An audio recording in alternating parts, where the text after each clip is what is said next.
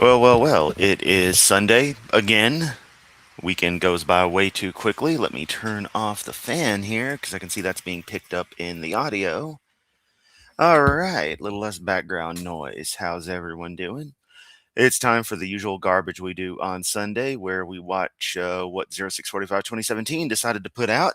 And this time he actually decided to focus on stuff from the Bible, in this case, David Part 10. Now, you'll notice we haven't been too aggressively following his coverage of his opinions, his analysis of the story of David, because one, we don't actually care. And two, it's already bad enough covering Hovind at the rate that I do. Hearing him say the same crap gets just beyond tedious. But it's even worse when it's repetitions of the same innate garbage that is Bible characters and the like. It just becomes such a droll watching him misinterpret the book he's supposed to love so much. I learned today one of the contradictions in the Bible is who killed Goliath. There's another character who is said to have done such as opposed to David, and then later on, people writing stuff after the fact added in that they killed the brother of Goliath, as if it matters. Like obviously as errata to fix the original mistake. And that's a thing you find through the Bible a lot, is just contradiction after contradiction that these guys always have to come up with apologetics for. If the book is so perfect, it should just, there shouldn't be anything you have to provide apologetics for. And that's honestly one of my big things, is that if apologetics has to be invoked to try to make this stuff work, then it's obviously a load of garbage. That being said, let's hit the screen share, do this, knock it out of the way.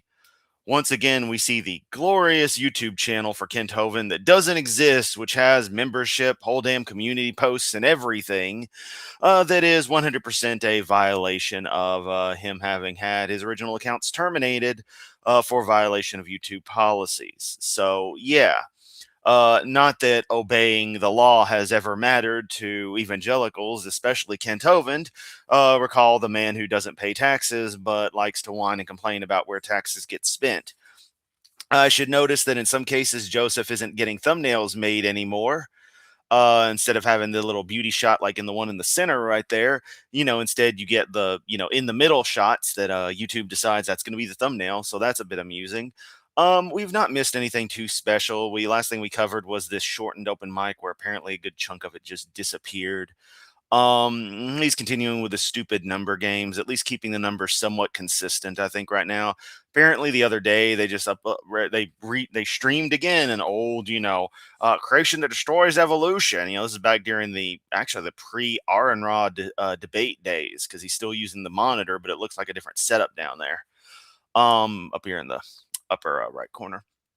Some members only crap. Who cares? That was 5 minutes long. Wow, pay for a membership of that for a 5 minute load of crap. And then the video we're going to cover today. I keep on saying this, keep on pointing out that he's doing this, these multiple constant uploads. It's a way of flooding YouTube and other platforms with his content. That's all it is. It's an attempt to smother any people who speak against him. Um, and it's just really, really pathetic, and is a straight admission of his absolute failure to engage anybody, to be able to be something that people want to come watch. And they're probably putting their focus. Obviously, they're putting their primary focus on other platforms. I don't know what the numbers are for others. I don't really care, but he still does this. Just him and Joseph, just they really think they're getting somewhere with this stuff, and all it tells me, beyond they're trying to smother any kind of speaking out against them, and like if you do a search you're more liable to see these more recent videos. But also that Kent isn't getting as many tours as he acts like he is, and so he's got far more time to devote to this garbage. Of course, sometimes he doesn't actually do his own tours, so there you go. Whatever case, enough preamble. We're 5 minutes into the stream. That's In case you don't know, that's why there's a 5-minute preamble to allow people to get to the stream once it starts. So let's get right into it. Let's see what kind of crap Joseph. Creation information. Got the echo. But I said, we need somebody to take all this and dumb it down with the fifth graders. Just jump ahead because that's no Stop. AI slop. They're both. It's no AI slop or anything from Joseph. It's just a shoddy ass, um, short, like poorly cropped short. So yeah, try harder, Joseph. Oh, that was the other thing I was going to mention is that based on what we were able to discern from other the chat logs of the other video we watched yesterday, a little 15-minute one that was like bugged out halfway through. They're not using Restream anymore. They're using video.ninja.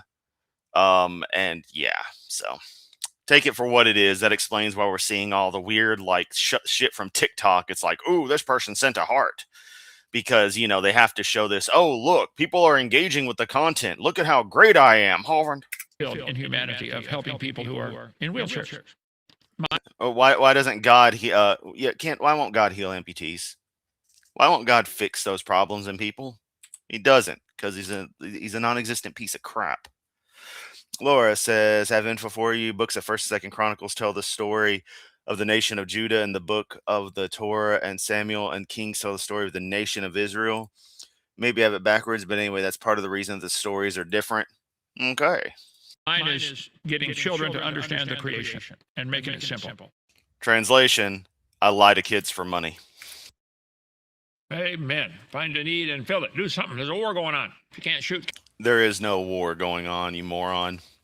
There's a bunch of dinosaurs, no pun intended, holding on to their Bronze Age fables, crying in the corner, shitting themselves, because every single bit of probing and poking into reality that we do shows that your Sky Daddy doesn't exist. Carry bullets. Take care of the wounded. Do something. Pay for the bullets. Well, thank you for joining us. It is June the 14th, 2026. Today we'll be in King David, part 10. Yeah, Michael. So what they have is an OBS feed multiplexing. This is the best I can discern from what they've got going on, is that part of Kent's laptop is controlling it's always been controlling the PowerPoint slides and stuff. It has its own a video output going to a main multiplexing machine that Joseph is in charge of, which was using, I believe, OBS to mix everything together in Hovind's feed. So Joseph's end was taking in the audio and stuff as well.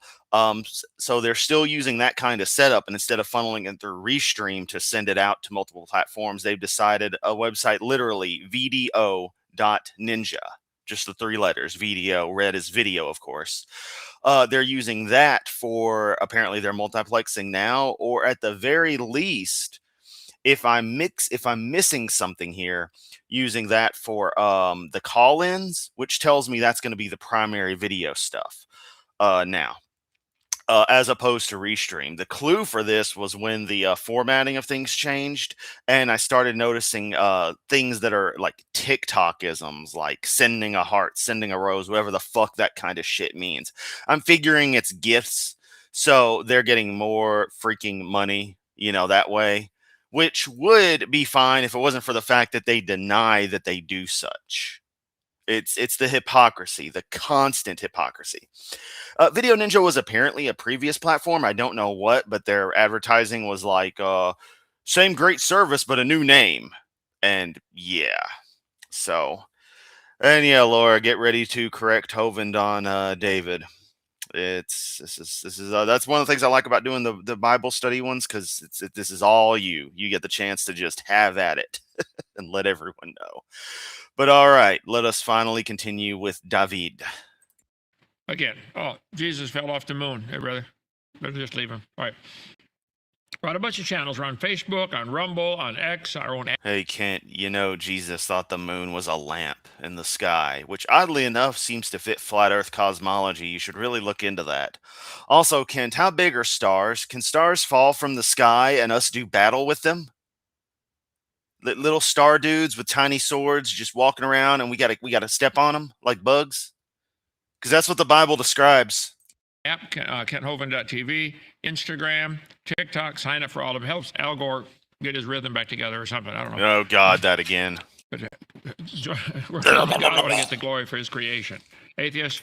Oh, by the way, I want to point out, since we're looking at one egomaniacal dumbass, that it's June 14th. Fuck you, Donald Trump. I am very glad that this will likely be your last birthday. Nature can't take its course sooner enough, you miserable piece of shit. Happy 80th. I hope you choke on a corn dog. Remember that number, 2026. Yeah. Ought to remind you of the birth of Christ. No, Kent. Once again, it's based on arbitrary schema that were developed by a particular culture which happened to dominate Western society, and their dating system became so ingrained we had to stick with it. But to take away the religious idiocy, we've divided it into Common Era and Before Common Era, which really gets up you idiots' craws. Owns this planet, you know. If you don't like it, you don't like his rules, well, go build your own planet. Do what you want. It's not complicated. This one's his, though. I need you to prove it with a lot more than, well, the Bible says, because you always forget, and all you Christo-fascists, well, you're not even Christo-fascists, just all of you apologists and the like, including the Christo-fascists, seem to forget that the Bible is the claim. You need evidence ancillary to it, which you have none. As he wants on this one. Here we are, the 14th, King David, part 10. Next, how many? Let's see, 1, 2, 3. No. 3 weeks from this Wednesday starts our boot camp. We better get on the ball. The ark all done. You got somebody stayed in the ark. You've been trying to get the ark. The ark has seriously been 95% complete for like half a year easily. This is ridiculous. Who was it last night? Had a first visitor? Titus, somebody stayed in the ark? Yay. Gonna come visit our Noah. Wow, they probably hated it. What's going to be 7 apartments in there when you're done, right? Why do they call them apartments when they're together? Could you not make the same jokes constantly, Kent? Seriously, it's not charming, it's not engaging, it makes you look like a senile old fuck. You think they call them tetherments or something? You know, never mind. Okay, here we are. If you want to stay in one of our buildings, come on down. Join us here at Dinosaur Adventureland for a couple of days. Guess what? We've been asking, we need a new lake blob. It's ordered. Wow, people actually gave them the fucking money to order a fucking lake blob. Oh, please let the hailstones come and just destroy that thing the first day they have it. That would be so glorious. When's it coming? Bobby's not here. I actually can't believe people actually paid for that goddamn thing. What the fuck is wrong with people? What the actual fuck is wrong with people? So you're telling me you all collectively had about $3,500 to buy a lake blob for this dumb fuck's Petasaur Adventureland, rather than do something useful with that money, like, I don't know, potentially donate it to the Children's Cancer Hospital that happens to be in the city I call home? You're telling me that was a better use of the money? Buying Kent Hovind a fucking lake blob. What in the goddamn hell is wrong with you people? Oh wait, I forgot. You don't care about anyone but your own fucking selves. And you live vicariously through charlatan fraud fuckfaces like Kent, who you think they're actually doing something good when all they're doing is destroying life after life, filling their head with lie upon lie, and putting them into a psychological situation where they just serve the people who have lied to them constantly, rather than actually have their own lives and enjoy their own existences. But that's okay. You took money that could have gone towards extending the lives of kids who God obviously didn't give a fuck about, and instead provide Kent Hovind with a fucking lake blob. Wow. Every last one of you Hovindites, I hope you die the most horrible, painful deaths you possibly can. Here yet? Any idea when it's coming? Okay, Connor, do you want to be the first kid we launch off of that lake blob? No? Thank you for Remember what happened to the one kid who played in the water down joining there? us. Let's see. Okay. Let's see. Lennox, straight north of Pensacola. And look at that. He put in a flat earth slide and decided against it, but still was going to say something related to it, even though he'd moved on to his Pensacola slide. 70 miles. Come on. I can't believe we're this far in and he's already just straight pissed me off. Well, I mean, he always pissed me off, but his stupid cult of morons has pissed me off to the degree they On have. down. Pay us a visit. We believe God ought to get the glory instead of the stupid evolution religion. Okay? Or an old-fashioned. Yes, the evolution religion that's working to cure cancer. What has prayer done for anybody? Not a goddamn thing. And it won't save your stupid ass. I just hope, I truly hope that there's been some kind of investigation going on again, much like there was in the early 2000s, and that out of the blue, Hovind is arrested again for something. Well, not something necessarily unspeakable, because that would imply a victim. Someone had to suffer for him to be shown to be the piece of shit he is. But I truly hope something is being looked into, and you know, the outcome we'd all expect is validated in the end. King James Bible believing, independent, temperamental, fundamental, right wing, radical, chicken eating Baptist church. Okay, I want to go to slide number. In other words, you beg for atomic destruction. I'll make note of that. 470 and start King David, part 10. And it came to pass. That phrase is in the Bible a lot of times. Isn't that amazing? No, it's called a bunch of dumbasses write shit certain ways, and they were really repetitious when they translated that shit into pseudo Old English back in 1611. Because apparently there's grammatical flubs in there because they didn't understand the particular dialect they were trying to write it in, or so I've been told. I really don't care one way or the other, but it's amusing to bring up. They would write things like that. You see that? It's also in the Mormon Bible a lot. Never comes to stay. How many of you have had a real bad problem in your life and it came to pass? It's gone now. Yeah. Kent, that's not what that means.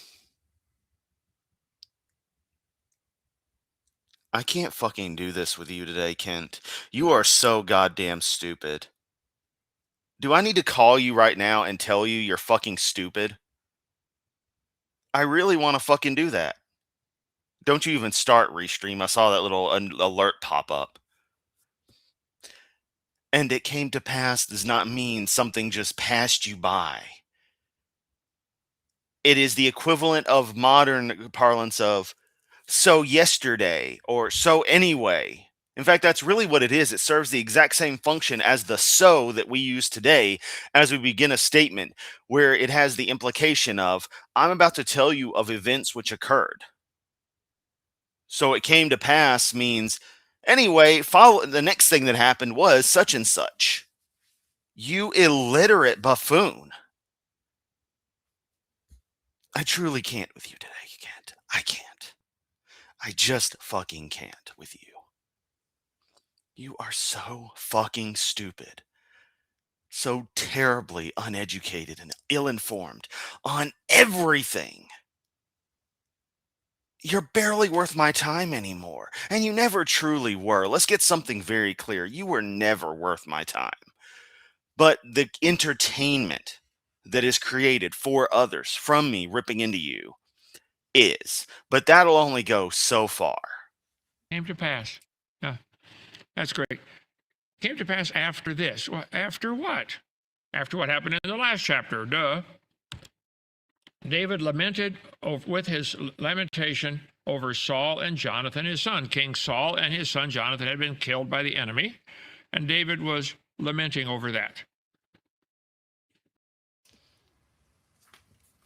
Laura, you were in this sphere, not the Hovind sphere, but the same general sphere for many, many years. Do other preachers and stuff go through every single statement and explain it like this? Is that just a common thing, or is that just a Hovindism? I need just someone's anecdotal verification, one way or the other, on their experiences. Because that's another thing with this Claude. He has to explain everything. Mostly because he doesn't want to dare give any of his sheep a chance for them to develop their own interpretations. And he bade them teach the children of Israel the use of the bow. It's written in the book of Jasher. The beauty of Israel is slain upon.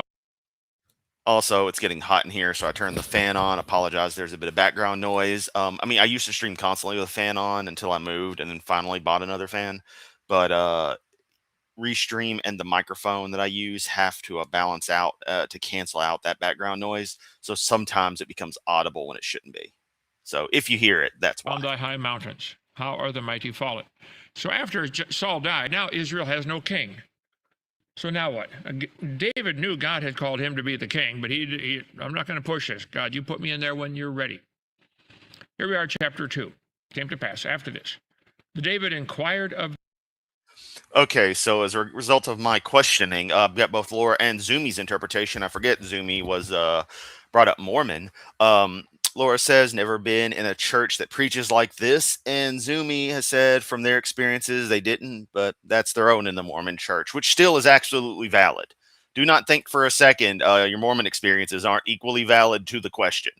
I mean, they're not exactly what was asked, but I'm not going to devalue that. You know, it's not going to be like, look, I want strictly the Southern Baptist stuff. I don't care about the Mormons. No, because the preaching styles are still related because they're offshoots. They all come from the same root tree. So it's still a valid thing to look into. The Lord, saying, shall I go up into any of the cities of Judah?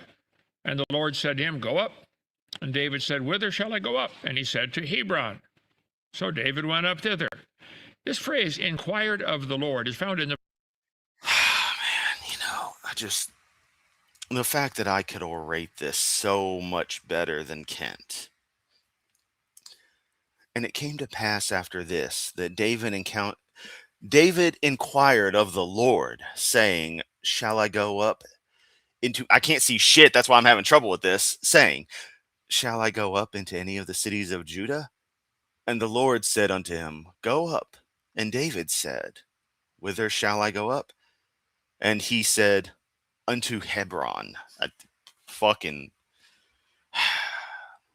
give me plain English. That's why if I'm gonna go anywhere, I'm gonna go NIV. For one, it doesn't have the added in bullshit that Kent likes to say. They took this out, but also it's actually legible. Not that I care about the stupid book, but you know. There's my blind ass trying to do a quick reading. Bible a lot. The children of Israel inquired of the Lord. Therefore, they inquired of the Lord. He inquired of the Lord. David inquired. David inquired. How many of you have ever tried to figure out how do I ask God a question and get an answer? How do I do this? God, how do I know what you want me to do? Okay. Wow. How do I ask my imaginary friend a question? And how do I get an answer? I don't know. Much like the imaginary friend, you just make it up in your head, you dumbass. 15 times that phrase appears in the Bible. Lord, what do you want? Do you inquire of the Lord about decisions to make in your life? Do you even care what God wants? Some people don't care. Okay. Yeah, just has to say. What does he think? What do I think about how he does things? I don't know. I don't care. And yes, the T is silent. I love being an anal prick with that because I don't even give a damn about Harry Potter, but I am hell bent on saying the character's name correctly, even if J.K. Rowling is a turf shitbag. Also, and this is the same thing with that musician Jewel, who you may remember from the 90s, who like lived in a car in Alaska. J.K. Rowling, part of Harry Potter, living in a car. I'm sorry. It may suck having to live in a vehicle. And I say it may suck. No, it definitely fucking sucks. I'm not going to, be mean to anyone for that in particular, but that's not going to make the media you create not suck any less. That doesn't automatically make your music better, make your storytelling better, or anything. That's just a thing I had noticed is people are like, well, you can't talk about it because yeah. It's like Kesha. And I'm going to say for a second that any of the bullshit that happened to her, obviously I'm never going to say any of that's justified. Fuck that Luke guy. fuck everyone involved in all that shit. Her music was still shit and is still shit. Sorry that the person was horribly abused, and better justice can't come soon enough, but the system just doesn't work that way. But that's still not going to make your music any better. Yay. Let's consider this another example of separating the art from the artist. Anyway, where were we? Oh yeah, Hovind. While I look up something on my system. See how that goes. How many have ever been traveling on a trip and you did not have GPS or a map and you got lost? Anybody ever been lost before? Isn't this GPS thing pretty cool? How do I get home from here? It tells you how to get out of the parking lot. No, it doesn't. GPS is a location system, and that's all it is. It will point out to as much accuracy as it can, or excuse me, the receiver will, using the GPS satellites, calculate out to the best of their ability, based on where the satellites believe they are, your location. Navigation systems are what tell you how to get from point A to point B. And people really need to understand that these are two separate things. That GPS is just positioning. It is not the navigation aspect. All right. That's another one of those things that people constantly fucking get wrong, and they really don't need to. It's just like all the people who say, "Oh, the Wi-Fi is down. The Wi-Fi," when the internet goes out, it's like, no, the Wi-Fi is fine. You are still connected to the local network, like you're gonna have one. You just wouldn't know how to network if your life depended on it. But the internet itself is out, so just be a little more correct. I can provide it. Like I can provide free Wi-Fi for everyone in this apartment complex. It just wouldn't go anywhere. Here's an open router. Connect to it. I've got a little Mac Mini on there. If you can figure out the password, you can SSH into it and do whatever. I gave you free Wi-Fi. You didn't say you wanted internet service. That's a different story. I know some people need to tell them how to get out of the car. Okay. Yeah, I need you to get out of the car out in the middle of the fucking Death Valley and not get back in the car as I drive away, Hovind. Do you care what God wants? Wouldn't it be cool to Do you care inquire what God of the Lord? wants? Lord, what do you want? No, I don't care what your stupid God wants. If he told you, would you do it? Here's what he wants. Be not conformed to this world, be transformed by the renewing of your mind, that you may prove, that means test, what is that good and acceptable and perfect will of God. He wants you to know and do God's will. Well, what is that? Jesus said, whosoever shall do the will of God, the same is my brother and my sister and my mother. Well, God, what is your will? The will of God. Paul called to be an apostle of Jesus Christ through the will of God. Paul, an apostle of Jesus Christ by the will of God. He gave himself for our sins, that he might deliver us from this present world according to the will of God our Father. Hey, Kent, if you're into what random holy books say about prophets, man, I got this book for you. Tells a story about this guy called Muhammad. Yeah. He's in there too. You might want to read it. Father. Paul, an apostle of Jesus Christ by the will of God. Paul knew he was right in the middle of God's will, even though they were beating him and stoned him and shipwrecked him and all kinds of stuff. Read all the stuff happened to Paul. But he knew, I'm in the middle of God's will. God must have let this happen for some reason. Who's that guy that believed in God already has everything all planned out for you, the Calvinist? He fell all the way down. Well, yeah, Kent, if your deity knows everything, then it knows everything that's going to happen. You even yourself say, God's at your funeral right now. And like, if that's so, then the character knows every single action that can and will occur. And thus, nothing is a surprise to them. There is no free will because it's all effectively predetermined. And your deity is a dick for allowing stuff to happen, knowing the conclusions. It's just, it's ridiculous. The stairs, bang, bang, bang, bang, bang. I said, man, I'm glad that's over with. Like it had to happen. No, it didn't have to happen. It didn't have to happen. By the will. That story sucked, Kent. Will of God, found in the Bible 22 times. That's cool. Anyway, furthermore, we beseech you, we beg you, brethren, and exhort you by the Lord Jesus Christ, as ye have received of us how you ought to walk and to please God, so you would abound more and more. Keep doing it. Keep pleasing God. For you know what commandments we gave you by the Lord Jesus. For this is the will of God. Here it is. What is it? Your sanctification. He wants you to be set apart, separate from the world. Stop sinning. That's what he wants. He should have.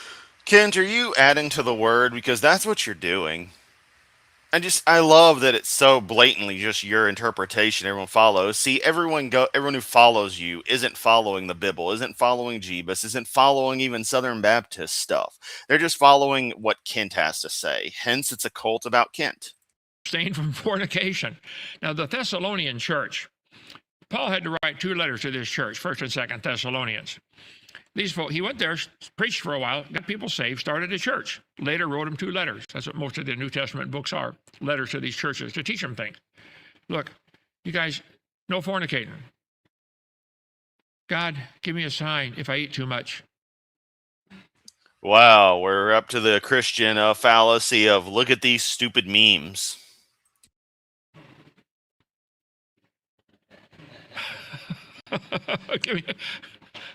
Can you see the pig-shaped cloud? Okay. Wow, I think my audience is completely fucking inept. You told me to give you a sign, God said. No, that's a billboard that some idiot thinks they'd be clever by putting up. You know how we know that, Kent? Because people tend to, waste money for billboards like that when they think they're being cute. And really, they're just idiots who have way more money than they should. Hence why wealth needs to be redistributed. Very much so. Let's start with yours. So Saul inquired of the Lord.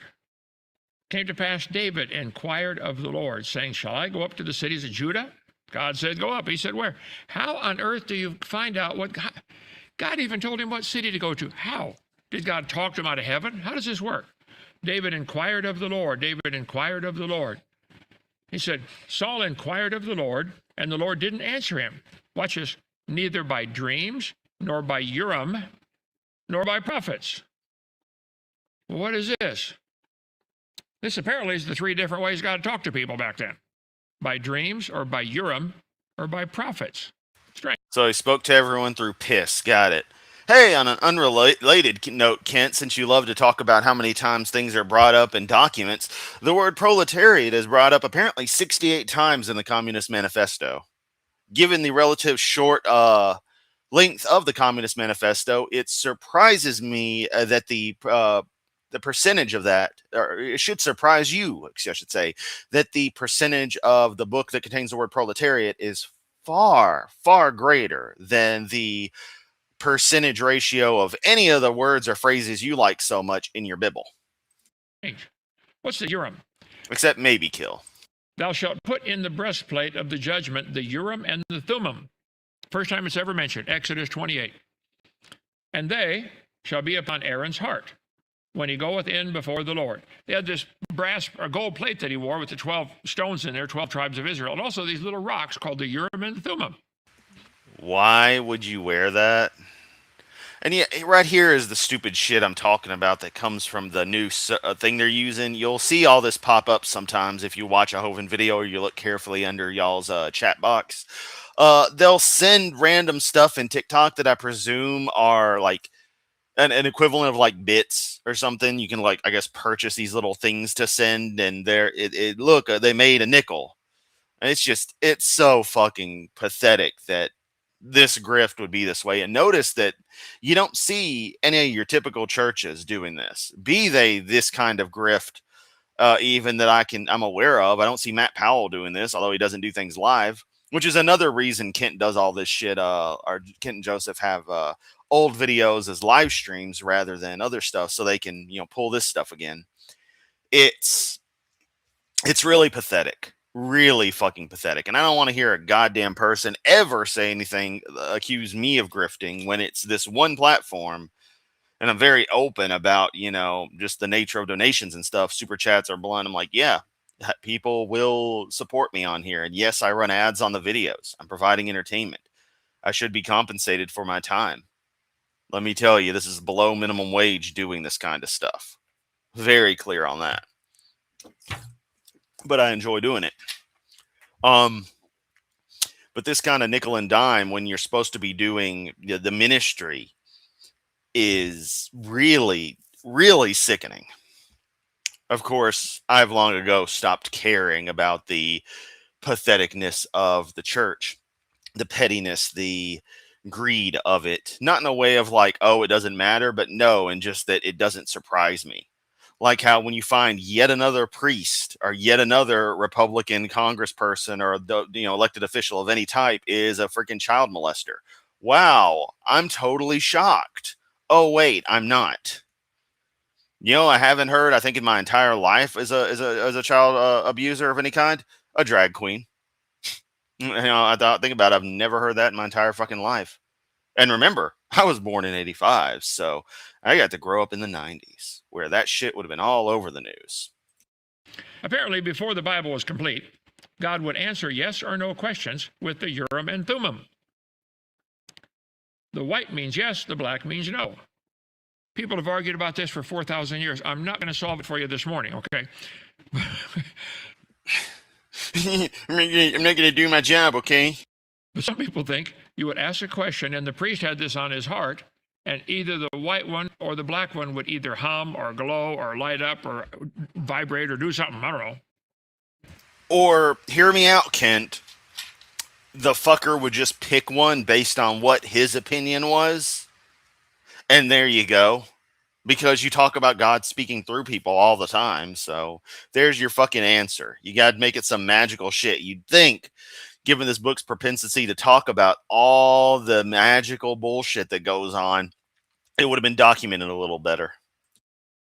They put in the breastplate of the judgment the Urim and Thummim.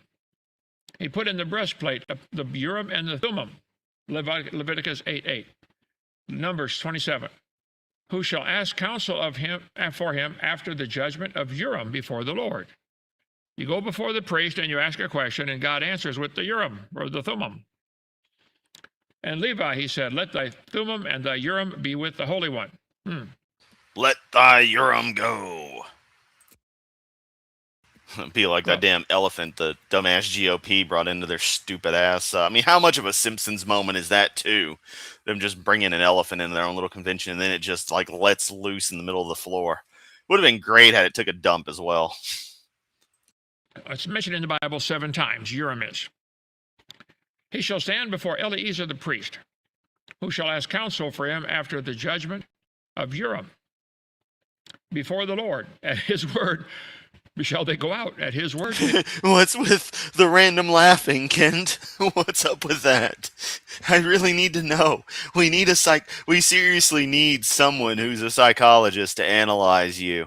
We really, really do. I hate that somehow hasn't been anyone we've come across in the entirety of our time dealing with your patheticness. They shall come in. You're going to ask the priest, stand in front of the priest and ask your question, and God's going to answer with the Urim or the Thummim. And whatever it says, you do it. That's what he's telling him here. Numbers chapter 27. They shall come in, both he I'll take the magic 8-ball. And all the congregation of Israel. And Moses did as the Lord commanded him, and he took Joshua and set him before Eleazar the priest. Joshua, go stand by the priest, ask him the question. Sometimes God would answer by the Urim. Other times he would answer by dreams. Sometimes he would answer by a prophet. All right, hold up, everyone. We're gonna go to something a little different here. Is it active? Yeah, there we go. All right, gonna move this over. All right. So magic 8-ball. We go way back. Should I continue with this Kent Hovind video?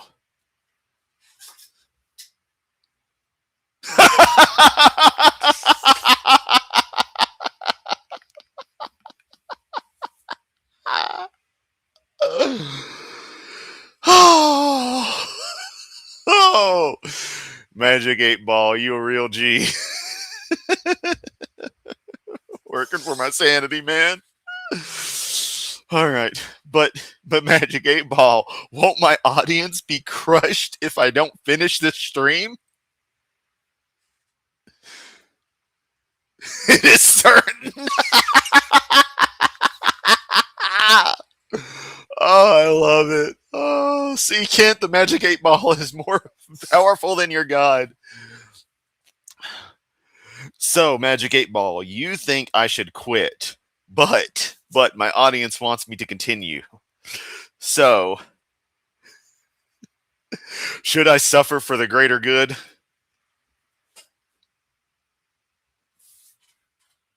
You may rely on it. Oh, damn. Damn. That ain't just a yes. It's like, dude, you already know. Dear Magic 8 Ball, is Kent Hovind an absolute grifting moron, moronic, narcissist piece of human garbage? Oh, you buy motherfucker. You know, maybe I didn't phrase it wrong. Maybe I didn't phrase it wrong. Maybe I didn't phrase it right. Let me guess, Magic 8 Ball, I didn't go extreme enough.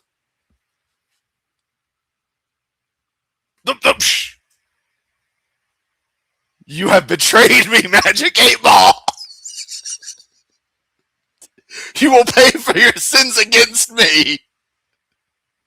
Or are you just fucking with me? Yeah, I'm going to give this thing a chance to redeem itself. Concentrate and ask again. If I concentrate anymore, I'm going to throw a blood vessel. Now answer, Magic 8 Ball. Are you just fucking with me now?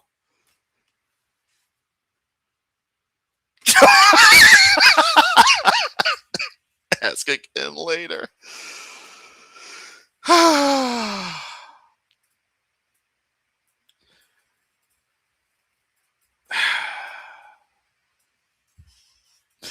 So I'll go one more time, Magic 8 Ball. Is Kent Hovind truly a terrible person? There you go. There you go. See, it knew not to fuck with me. There you go. Imagine. Look, I never said Magic 8 Ball wasn't a trolling little fucker. He is. He is. But he at least eventually did things right. All right. It's enough Magic 8 Ball for the moment. I have to close that because if I go back to Kent, like swap sharing, it will not share the audio. So let me go back to sharing Kent and we will continue.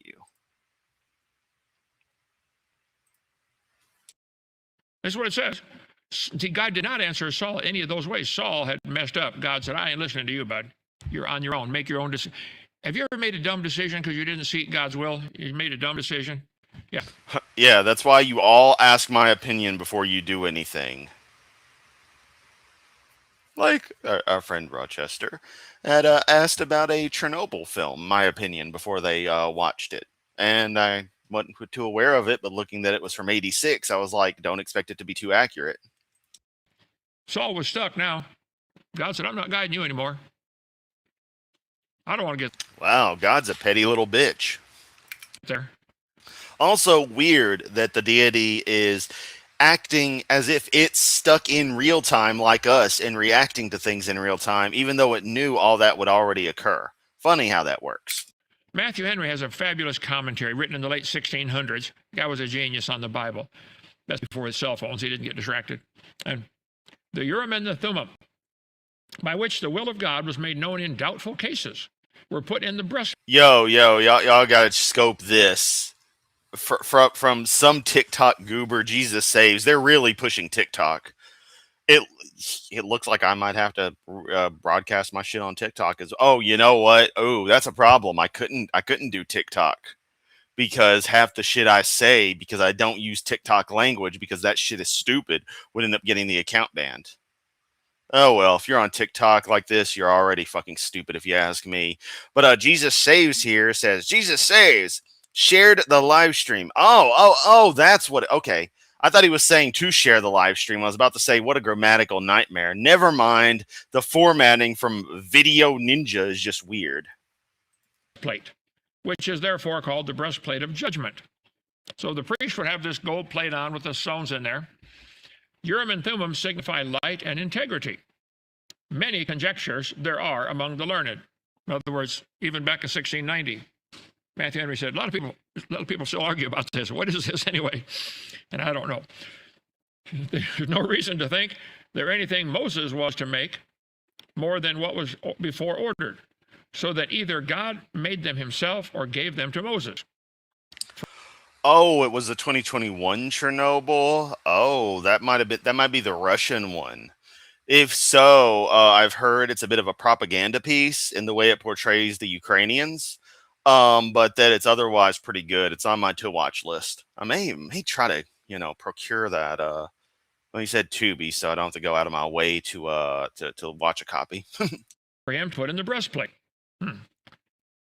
I think the words may be read, and thou shalt give or add or deliver to the breastplate of judgment the illuminations and perfection. Boy, they're really obsessed with men's breastplates here. It's kind of like Donnie Boy having a bunch of big, sweaty muscle men fight each other for his birthday. I don't know. Sounds kind of gay. That's what some people think. God was the king, and the high priest was, under God, their ruler. The Urim and the Thummim were the cabinet council. That's where you get advice. Go ask the rock. I just wish TikTok hadn't have been actually sold. I actually wish it had finally reached a point where it just, was done here. That would have been wonderful. Granted, something else would have just filled the niche, but, it would have at least been something fresh. Or whatever it was. The Urim and the Thummim of the cabinet council.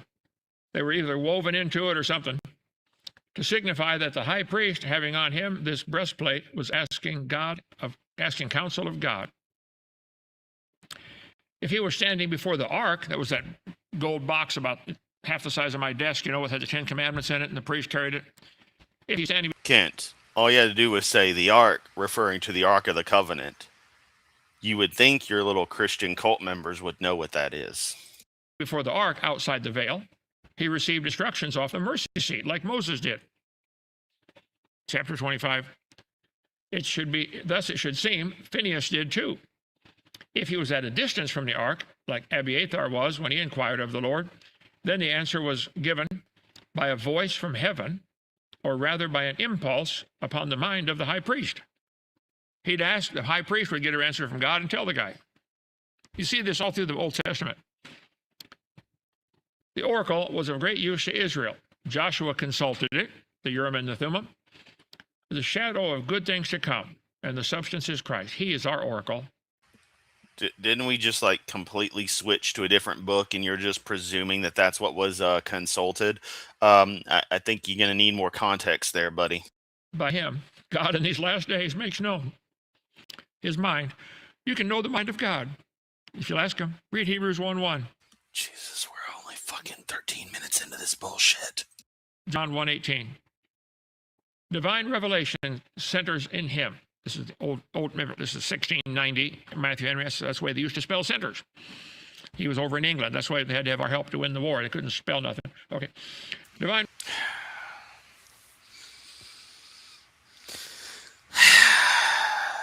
He's really pushing me today with his little stupid ass comments like that. Y'all know that, right?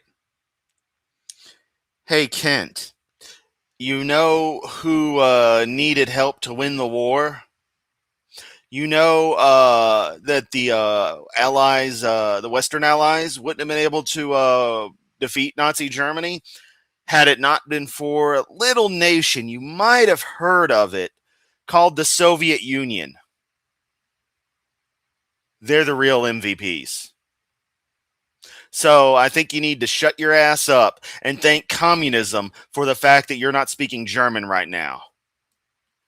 Scheißkopf. Revelation centers in him and comes to us through him. He is the light. Laura, I was going to say that earlier, but I figured you'd immediately have an answer for me. Yeah, what does any of this have to do with King David? He just went off on another tangent. See, Kent, that's another reason why it takes you 10 goddamn videos to do a bit about one character. Because you meander worse than I do. The only difference is this is a live reaction with commentary, so if I meander, that's part of the entertainment. And I've stressed this before. You meandering is just something else.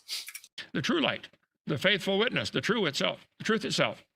From him we receive the Spirit of truth, who leads to all truth. You can read Matthew Henry commentary for yourself.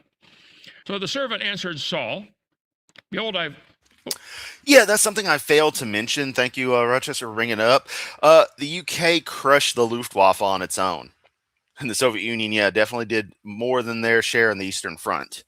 Nazi Germany had to push their better units to the Eastern Front for both the Operation Barbarossa and retaliating as the Russians pushed back from the Soviets, I should say, because it was more than just Russian people, pushed back from Operation Barbarossa.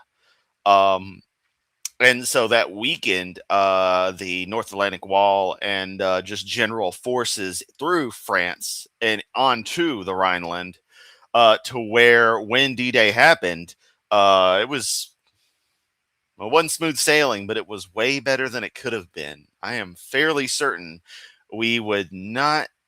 Honestly, I'm going to say it. I don't think we could have actually at the time had Germany not invaded Russia, had they had their full force complement ready in the West. There's no way we could have done it.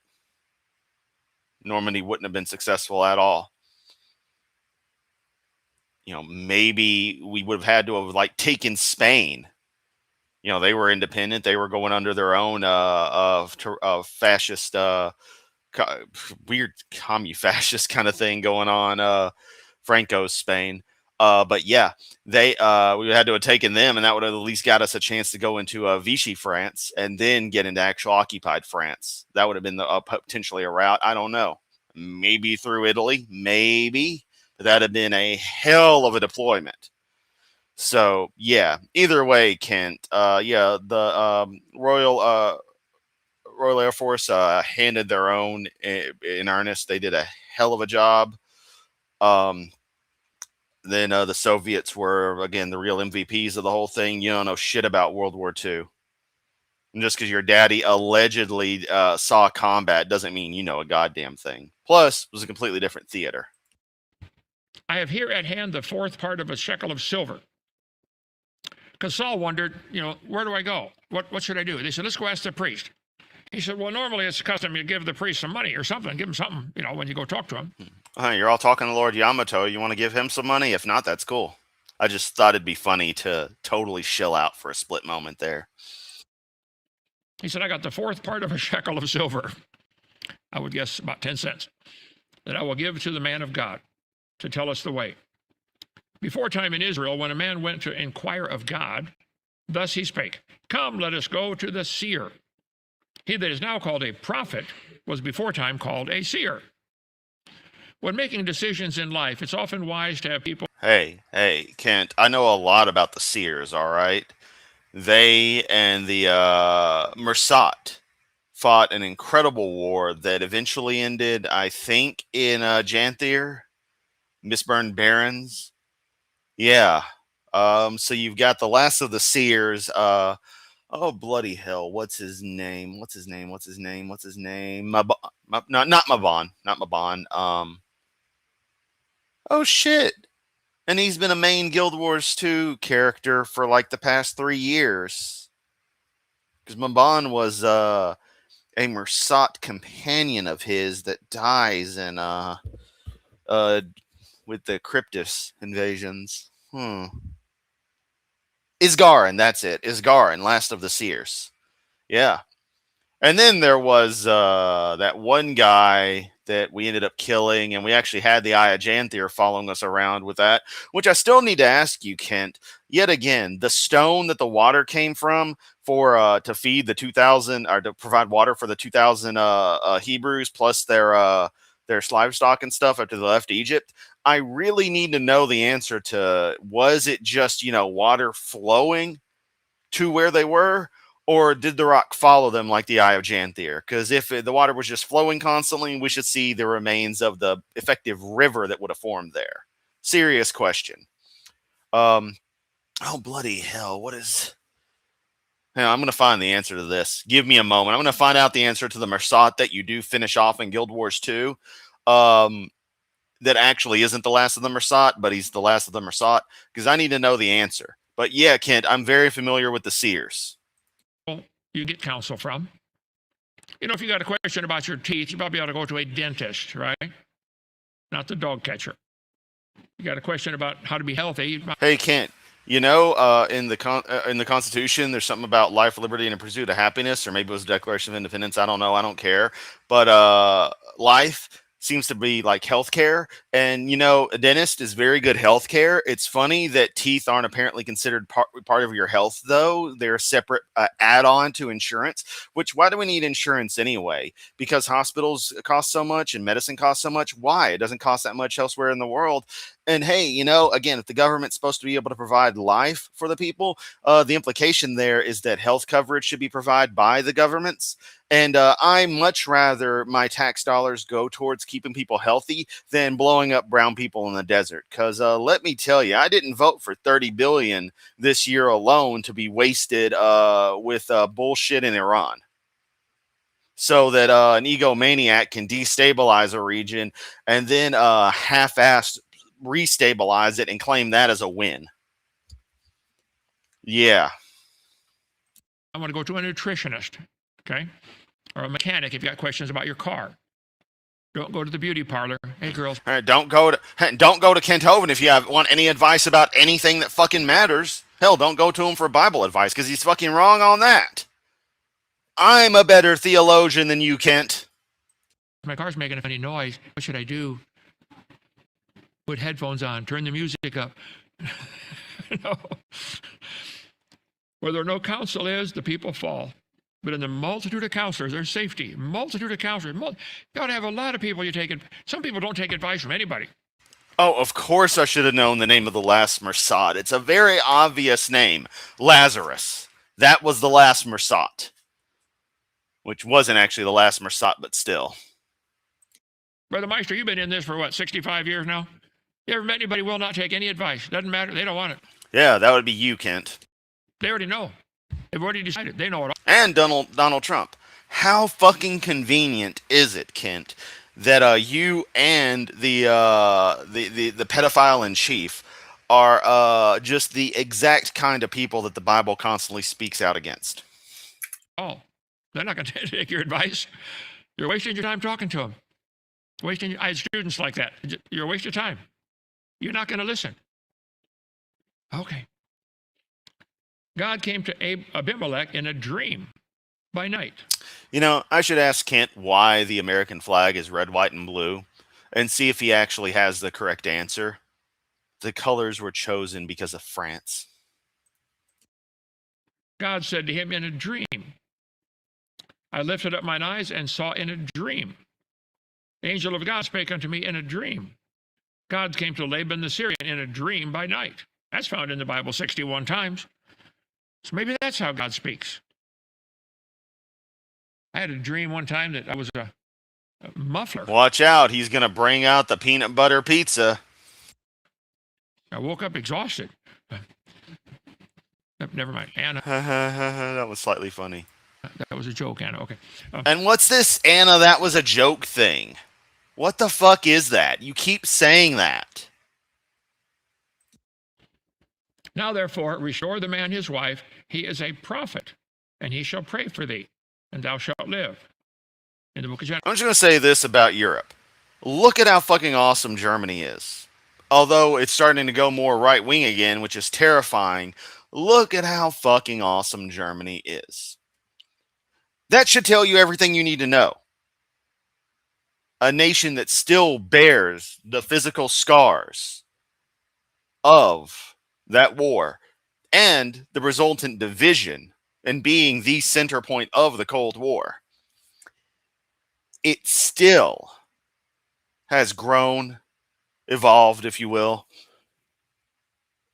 into an absolute powerhouse across the globe, and has not only not started any more, well, actually, they only started the one war, they just inherited World War I, has not started any major global conflicts in 80 fucking years, but has managed to be the point where a conflict was stopped multiple times.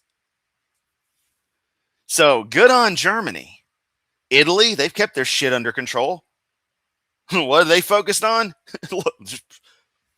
Creating the best goddamn music genre ever, for one. Italio disco evolving into Eurobeat. Fuck yeah.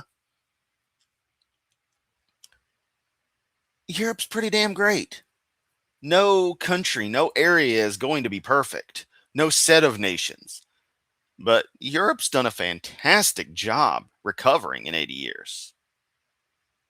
Unifying to the degree they have with the EU construct hasn't been all positives. And when you get to the eastern side, things get iffy because Russia's still pissed they lost the Cold War. But yeah, but this fucker's going to talk shit about Europe constantly. Because that's just what it's shit he picked up from his dad. This is a fine example of, especially a phenomenon Rochester brings up regularly.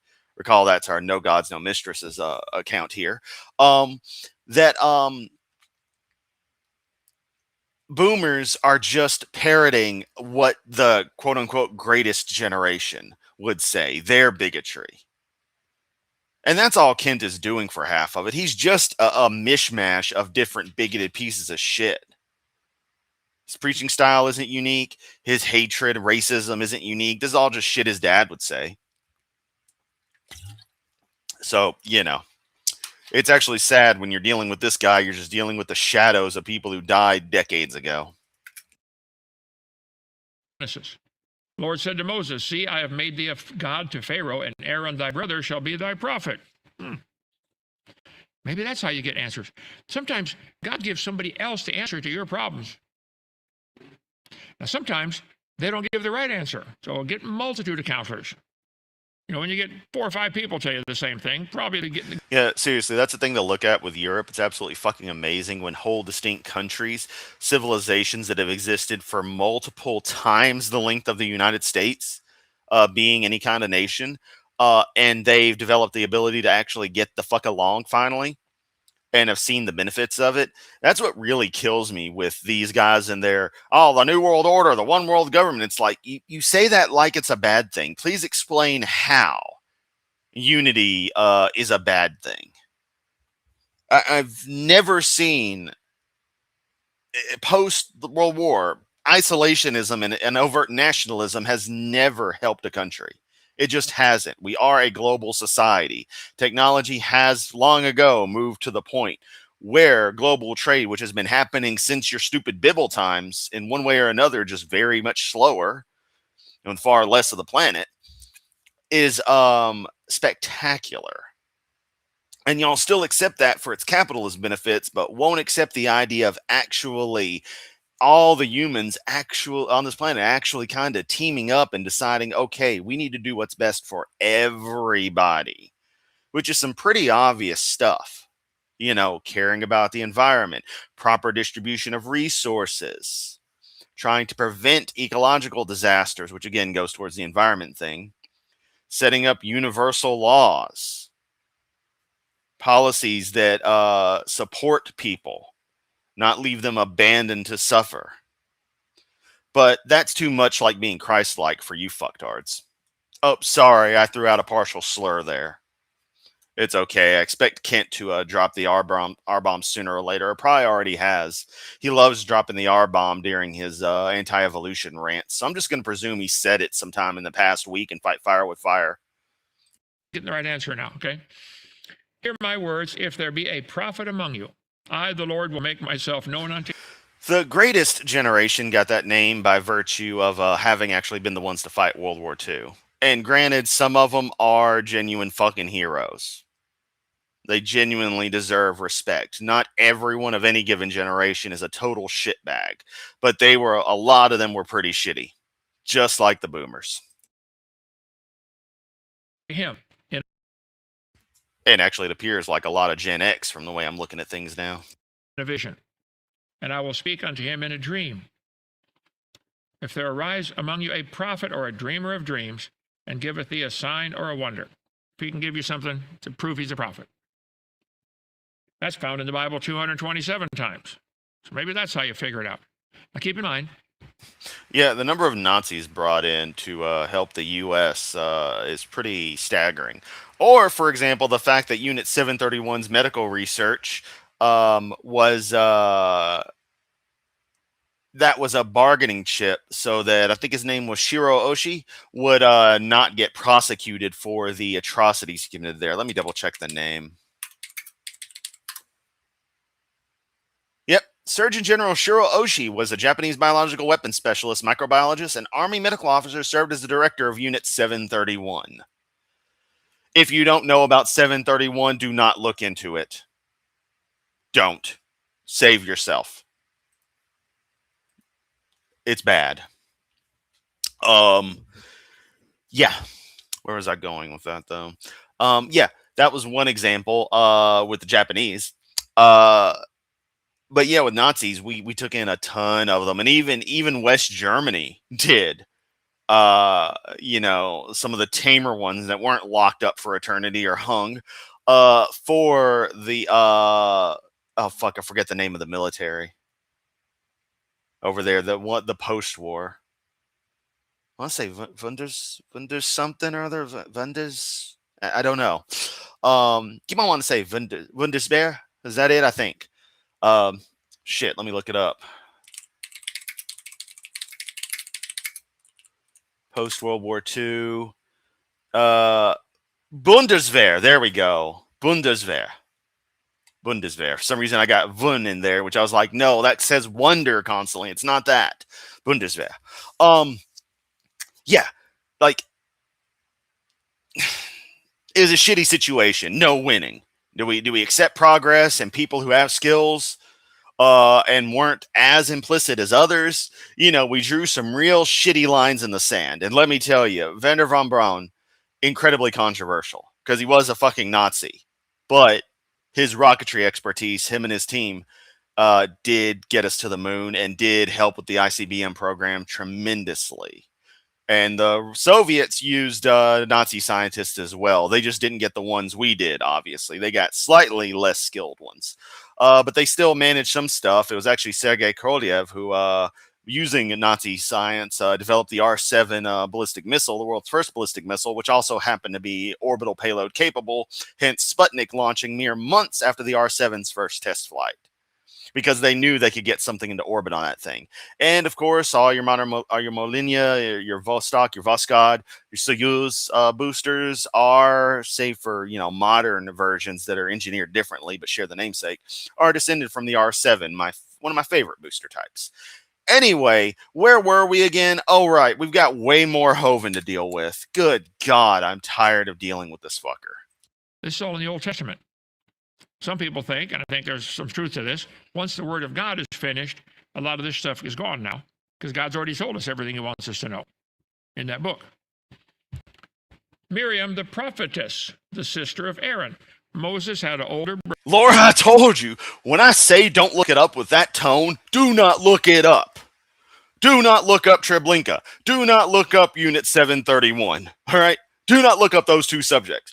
Hell, Sobibor and Majdanek. Don't look them up. You think Auschwitz is sad? Don't look up Treblinka, Sobibor, and Majdanek. Belzec, that's the other one. Majdanek was a combination camp. Yeah, Belzec. Don't look those up. Sure as hell don't look up Unit 731. Brother. And yes, Sputnik was October of 57. Aaron, and an older sister, Miriam. Remember when they put baby Moses in the river to guess who was guarding him? His big sister. Bob Saget. Hey, that's something I should do. I should boot up the NES emulator and play Bible Adventures live for y'all. I should try to practice speed running it. 7 years old. So Miriam, 7 years older than Moses, was a prophetess. I mean, it's okay for women too? Oh, yeah, perfectly fine. Deborah was a prophetess. Huldah, the prophetess. Prophetess Noadiah. Prophetess. I went to the prophetess, and she conceived and bare a son. Laura, I'm sorry that I've just ruined your entire day. I truly am. This is Isaiah's wife, was a prophetess. So they had a child together. And then said the Lord to me, call his name Maher-Shalal-Hash-Baz. That's the longest name in the Bible. Can you imagine that poor kid in kindergarten? What's your name, kid? Maher-Shalal-Hash-Baz. Do you know how to spell it? No. Nobody does. Your joke's not funny, Kent. They didn't have kindergarten. For one, that's a German word that didn't exist. And two, I think education also didn't exist back then, especially since people were writing this kind of shit, which like 3 people back then knew how to write. There was one Anna, a prophetess. Revelation chapter 2. Now watch this one. Nevertheless, God said, I've got something I'm going to repeat what Laura said earlier. What the fuck does any of this have to do with David? We're just rambling now. against this church in Revelation chapter 2. I got something against you. You suffered that woman Jezebel, which calleth herself a prophetess. Some people think they're prophetesses and are not. So just because somebody said, I got a vision from God, you check it out, okay? Saul inquired of the Lord, and the Lord didn't answer him by dreams, by Urim, or by prophets. Came to pass, David inquired of the Lord, should I go up to the city? Where do I go? Lord said, go to Hebron. David inquired of the Lord, should I go to the Philistines? Will you deliver them? The Lord said, go on up. I will deliver them into your hand. David inquired of the Lord, thou shalt not go up, but go fetch a compass around them. David said, Lord, should I go attack these guys? He said, no, go around backside. Get them from the backside.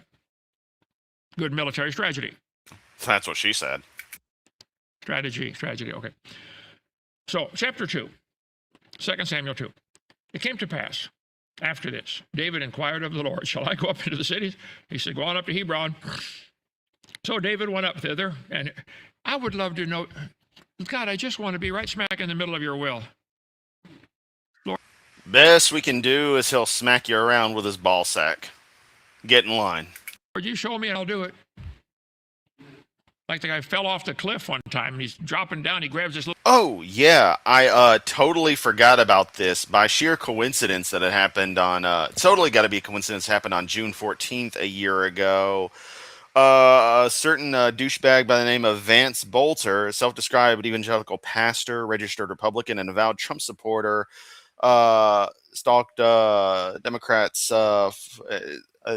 I'm reading from a post on Right Wing Watch, so I'm having to cut through their narrative articulation to the point. But on June 14, 2025, he shot former Minnesota House Speaker Melissa Hortman multiple times, and then execution style, basically, Then her husband Mark and their dog were also killed. Same night, Bolter shot Democratic State Senator John Hoffman and his wife at their home and attempted to shoot their daughter. Left behind a list of 45 targets, all kinds of political left, as far as the Democrats can go, people. And but the right wants to say that the left are violent. They have no care about that. But when Charlie Kirk got karmic justice delivered to him, suddenly that became a sensitive issue. Little branch sticking out of the... He's hanging on there. There's one branch. Look down about 80 feet below him, these sharp rocks. He starts hollering, hey, anybody up there? Hello, help, help. Pretty soon the voice came out of heaven. I'm up here. He said, who is it? He said, it's the Lord. He said, oh, Lord, I got a problem. He said, I see that. Lord, can you help me? Well, see, that's why Kent's an independent Southern Baptist, so he doesn't have anyone else telling him what to do or say or think, because that's how he works. Yes, I can help you, but you must do exactly as I say. Oh, Lord, I'll do anything you say. First, let go of the branch. Silence for a few minutes. Is anybody else up there? Let's also note that Kent didn't bring up any of that, but I'm sure come September 10th, he'll be bringing up Charlie Kirk's stupid ass. Mark my fucking words. Mark my fucking words that he will be doing that. We don't want God's advice. Lord, what should I do? Well, quit living with that woman you're not married to. Anybody else up there? Yeah. David went up, his 2 wives, Ahinoam the Jezreelitess and Abigail, Nabal's wife. See, Moses and the children of Israel had it made. God said, I'm going to put a pillar, a cloud, follow the pillar. At night, it's going to turn to a pillar of fire. Oh, Kent, are you going to bring up the poorly cropped picture of the launch of STS-135? Because if y'all don't remember... or if y'all didn't catch the memo, that image he showed one of the streams a couple of weeks back, and I'm like, that's a goddamn space shuttle launch. And I said, I think it's STS-135. No, wait, the clouds were different. No. It was a different perspective that I was looking at photos of. No, that is a cropped photo of the launch of STS-135. I fucking nailed the shuttle launch that he's going to show as a stupid little cloud. So let's see if he shows that again here. Hopefully he does. Simple. Everybody can see it. All you people, there's 2 million of you. Listen, follow Moses. No, there's not, Kent. You are not reaching 2 million people. You aren't. Full fucking stop. You're not. Moses, follow the cloud. It wasn't complicated. Some people get a better idea. Okay. And when the cloud turned and led them down into a trap, some of the people, I'm sure, grumbled. The preacher ain't doing this right. This ain't the way it ought to be. Brother Meister, have you ever had anybody in your church complain about the way you did things? Ever had that? 65 years of complain. That ain't the way Grandma did it. Note the demand for control right there. And again, the fact that they can't be wrong. Also, what the fuck is Meister doing being subordinate to you? Because he is. Does he ever think about that and realize what a little bitch he's become?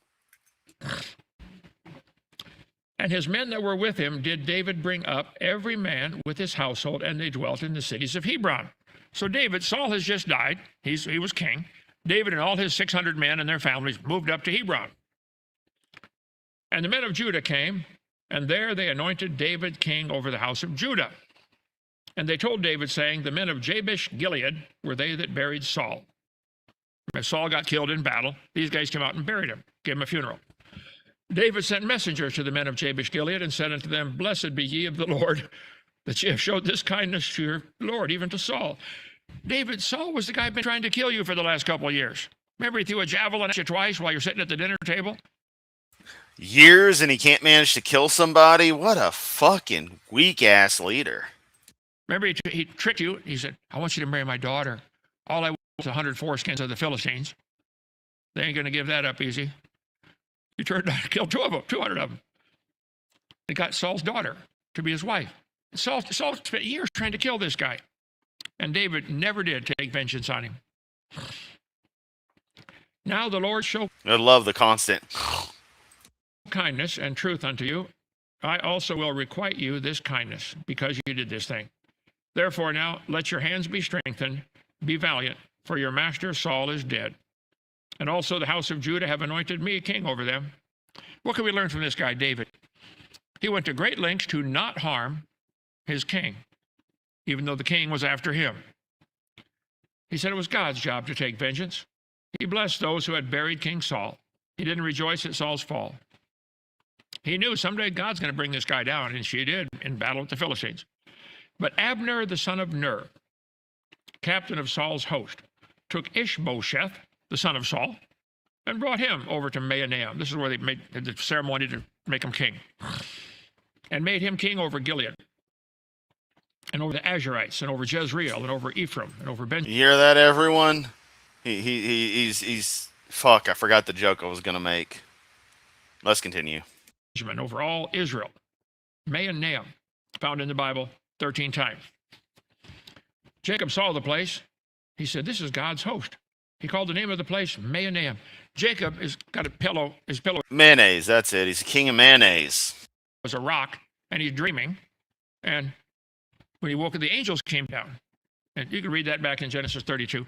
And he named the place Mahanaim. And that's the place where they... No, please, go back to Genesis 32 and add in another meandering-ass story on top of this one. Would anoint the king. Famous place in Israel. I've been over to Israel just once. They got some crazy... I just want to point this out, another little TikTok piece of crap they got. I'm sorry, but sending a let 'em cook meme to Kent Hovind is so fucking out of touch. Yeah, look, there's the cost. It's 20 little gems, I guess, that TikTok uses. Hey, Kent, you're a grifter. You're a fucking pathetic grifter. You know that, right? Crazy places, it has a whole history. Like when Joshua led the people across the Jordan, the river opened up. He said, now I'll get 12 strong guys, make a pile of rocks on this side and on this side. Get the biggest rocks you can carry. They got a pile of 12 rocks on each side. Why? When your grandkids come with you walking along, hey, Grandpa, what's this pile of rocks for? Oh, that's where we crossed the Jordan. A reminder. You ought to have some reminders in your life. Sometimes there'll be a tree where you made a promise to God. Sometimes there'll be a tree where you made a promise to God. Doesn't mean anything to anybody else. But you'll know, God, this is the place you.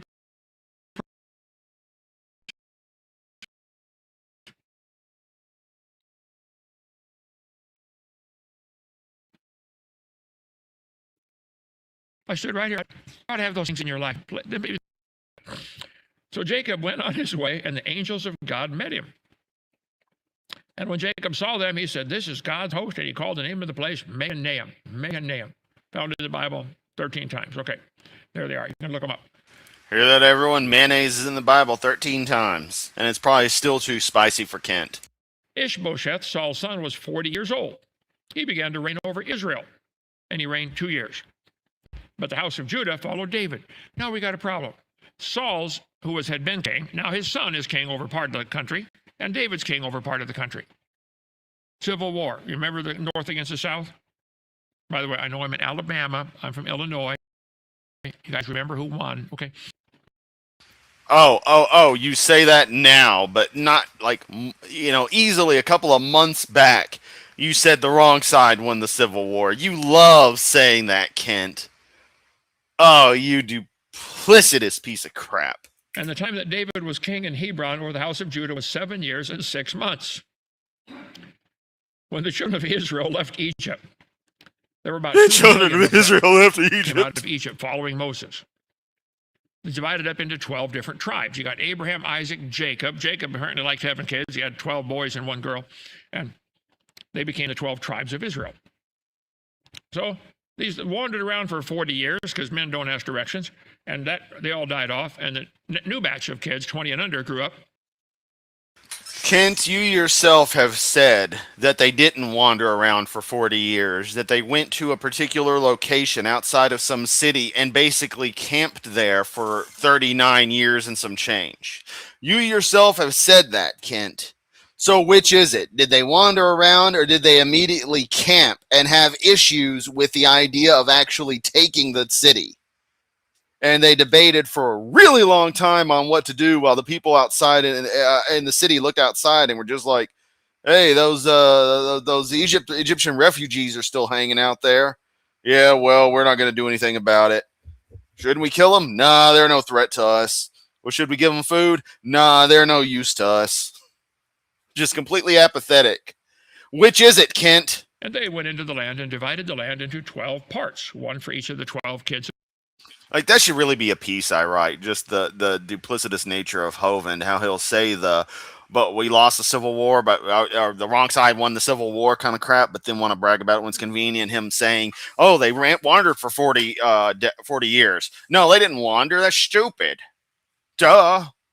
Just everything's a contradiction with Israel. This man. Judah got a huge section because Judah had all kinds, by then, this is a couple hundred years later, had a bunch of kids. People don't understand Israel. I've only been there once. I'd love to go again someday. But here's what Israel looks like next to Missouri. Who's gonna pay for you to go, fuckface? And yeah, it's tiny. Whoopity fucking do. Note that the vast majority of the Bible happens in that splosh of land, which also funny. That looks a lot like Palestine to me. A lot of it being occupied by an apartheid regime, though. It's a little tiny country, a little bigger than New Jersey. And the whole world's fighting over it. They want that little piece of land. It would fit in Alabama. No, the people who lived there already had it, and then some assholes decided to, just kick them to the curb and put in this one group who, yes, had been very, very, very poorly treated recently at the time. But this plan also existed before the Nazis did their thing. As a side effect of being like, hey, sorry this happened. The whole Israel finally being made into a nation kind of happened because Britain was just like, well, fuck it. We're going to make this happen. Yeah. Suddenly they're British and also criminal bosses from the 30s, see? I say, governor. Anyway.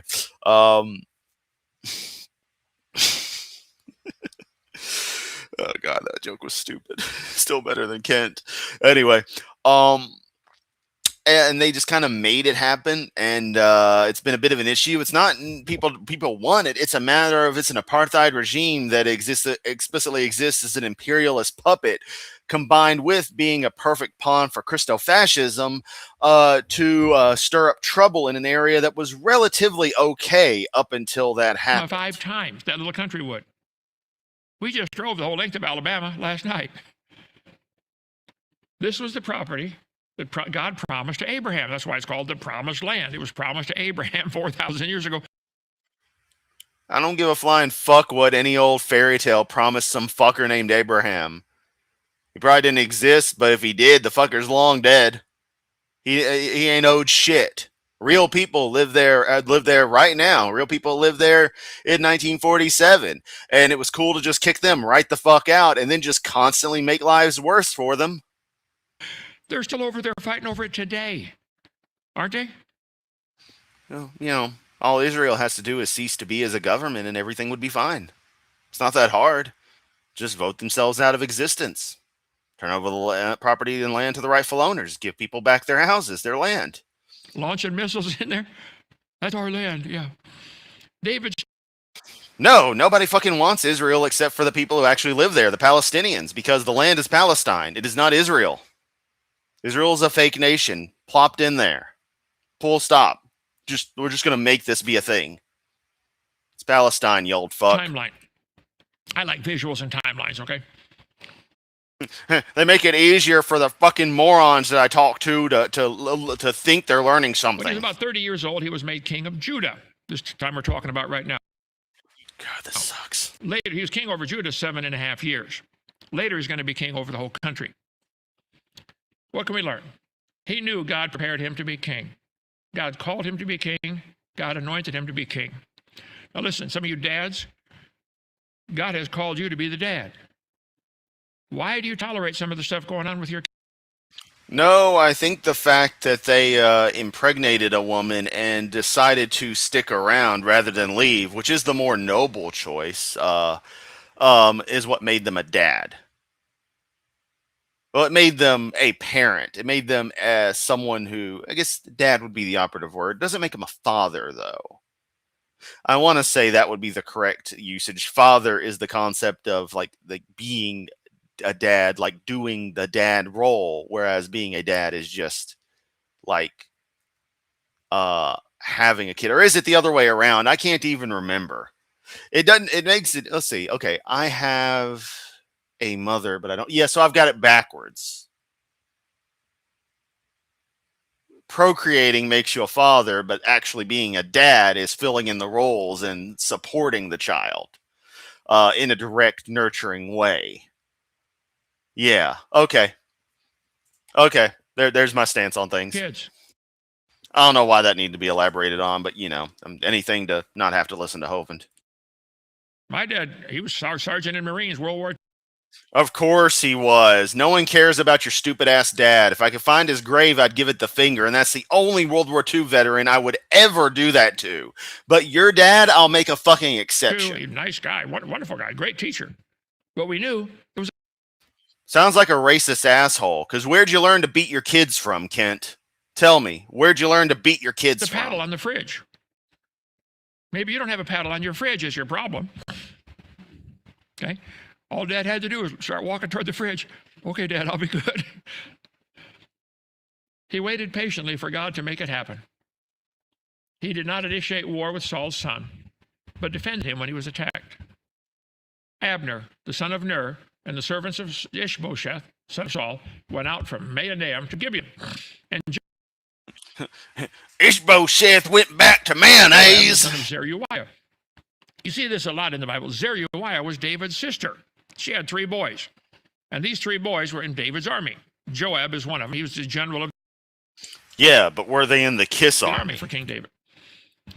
And the servants of David went out and met together by the pool of Gibeon. And they sat down, one on one side of the pool, the other on the other side. Here they got these 2 kingdoms, got their armies walking, ended up opposite sides of this pool. And Abner said to Joab, "Let the young men now arise and play before us." And Joab said, let them arise. What is this? Worked out. Each of them got 12, their 12 guys, said, hey, go fight, see who can win. And they arose and went over by number 12 of Benjamin that pertained to Ishbosheth, and 12 of the servants of David. So 12 soldiers from each army went out. And they caught everyone his fellow by the head and thrust his sword in his fellow's side. Everybody grabbed another guy and they all stabbed each other at the same time. Evan, you're in the military. You ever heard of a battle like that where everybody grabs each other's head? I like watching Mike Tyson and those guys box. I think boxing is mean, it's cruel, and every time it's on TV, we should watch it. Okay.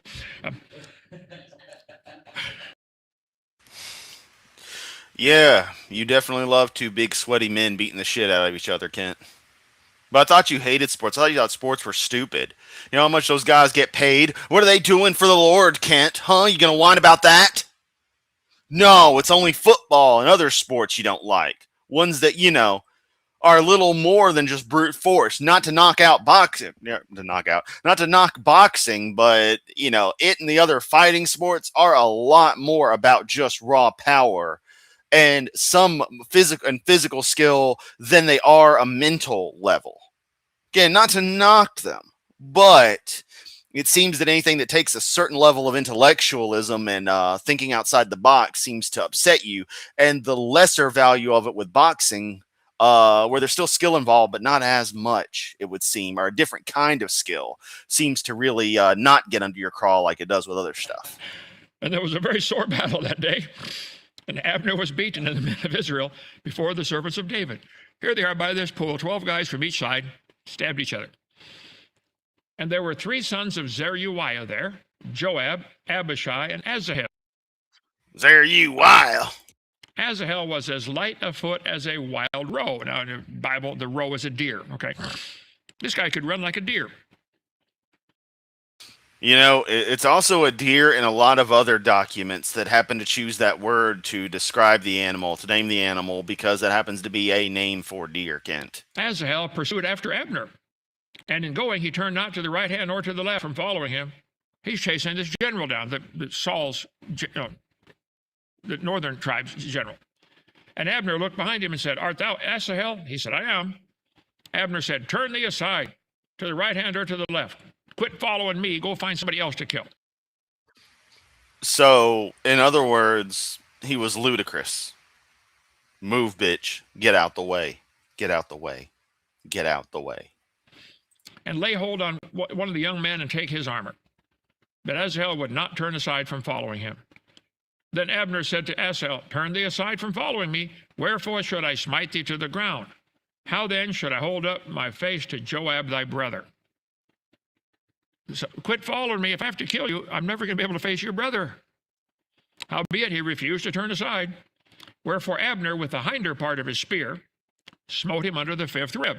He's running, carrying his spear. Kid gets close enough. It's the back end of the spear. I love that they can go into exactly the spot where somebody got stabbed, and that's fine, but all these other random details that would be infinitely more interesting, and especially stories that would be of much greater value, like the goings-on in the garden and stuff, the most fanciful and thus most interesting parts of the Bible is literally a page and a half of toilet paper. But we gotta make sure to go into details on where somebody got stabbed with a spear. Wow. Terrible book. Right under the 5th rib. Came out behind him, and he fell down there and died in the same place. Came to pass, as many as came. Yeah, and I'm gonna double down on this. That and y'all know my stance. Y'all know my stance with the homosexuals and how much I love people of all identities, because most people are not as garbage as I jokingly say they are. Individuals sometimes suck, sometimes not. But who you love and how you love doesn't fucking matter. But because these kinds of bigots exist, people like Hovind, like Trump and the GOP and MAGA and all that shit, all the Christo-fascists and crap, I am going to once again repeat that Donald Trump's little UFC match on the White House lawn is the gayest thing a president has ever done. Full fucking stop. And that's including the supposed blowjob that Trump would have given Bill Clinton, apparently a photo having been taken by Vladimir Putin. Remember, that shit's in the files.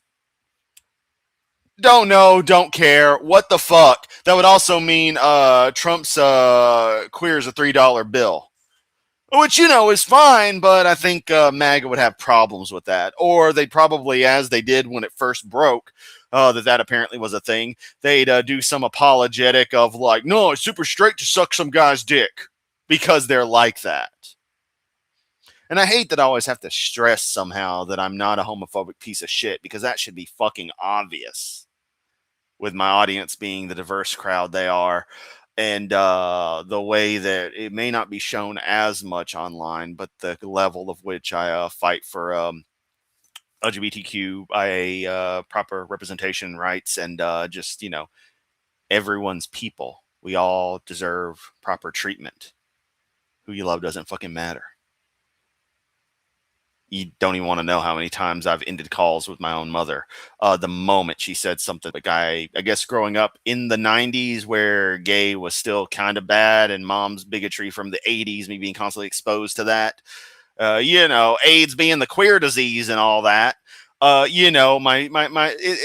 I've become more and more radicalized through the years, I've kind of grown to fight harder for the proper opinion to become commonplace, and to contest the hatred around the world, which is part of why I do this shit with Kent. I just wait for him to say something disgusting so I can go off on him.